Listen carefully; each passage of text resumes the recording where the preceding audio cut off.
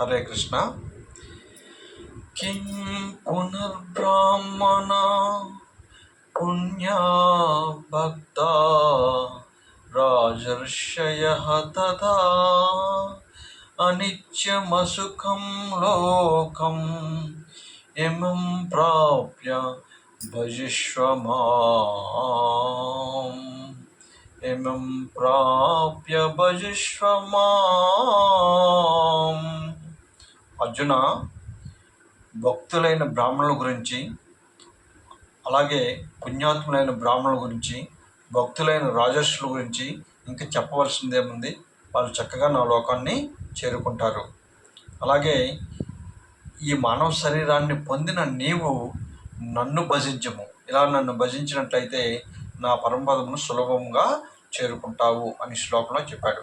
ఇక్కడ శ్రీకృష్ణ భగవానుడు ఇక్కడ వైశ్యులు శూద్రుల గురించి ముందు శ్లోకంలో పాపులు, చండాలురు, వైశ్యులు, స్త్రీలు, శూద్రుల గురించి చెప్పాడు.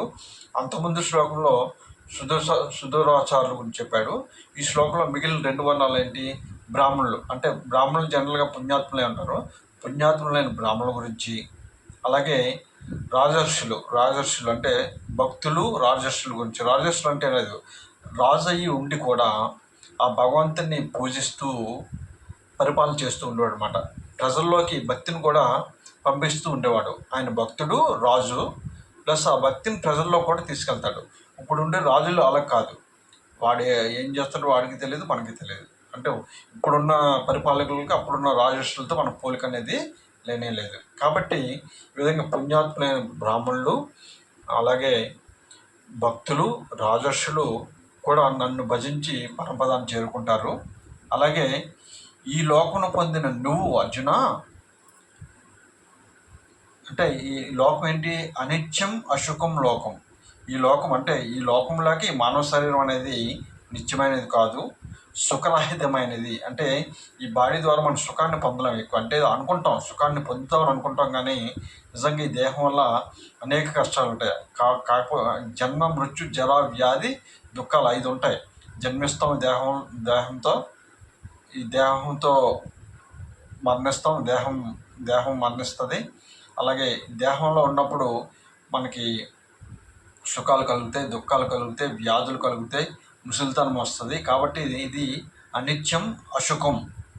లోకాన్నే దేహంగా భావించవచ్చు. లేకపోతే ఈ లోకాన్ని పొందిన నీవు నన్ను భజించము, లేకపోతే ఈ దేహాన్ని పొందిన నీవు నన్ను భజించము. అలా భజించినట్లయితే నన్ను చక్కగా చేరుకుంటావు అర్జున అని ఈ శ్లోకంతో.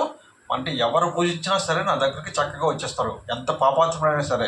అంటే పాపాత్ముడే ఒకసారి శ్రీకృష్ణ భగవాన్ పట్టుకున్నాడు అనుకోండి, వాడి తర్వాత పాపాలు చేయడానికి అవకాశమే ఉండదు. నేను మళ్ళీ కృష్ణ భగవాన్ పట్టుకొని మళ్ళీ పాపాలు చేస్తాను క్షమిస్తాడు అనేది. పాపాలు చేస్తే నువ్వు శిక్షలు అనుభవించవలసినదే. ఎప్పుడైతే పాపాల నుంచి కనుమరుగవుతూ చక్కగా కృష్ణ భగవాన్ వైపుకి వచ్చేస్తావు అనుకో, పాపాల నుంచి విముక్తి కలుగుతుంది, చక్కగా భక్తి చేకూరుతుంది, ధర్మాత్ముడు అవుతాము, పరమశాంతి లభిస్తుంది. అలాగే ఆయన పరమపదాన్ని చేరుకుంటాం. ముక్తి పొందిన వెంబట ఆయన పరమపదాన్ని చేరుకుంటాం. హరే కృష్ణ.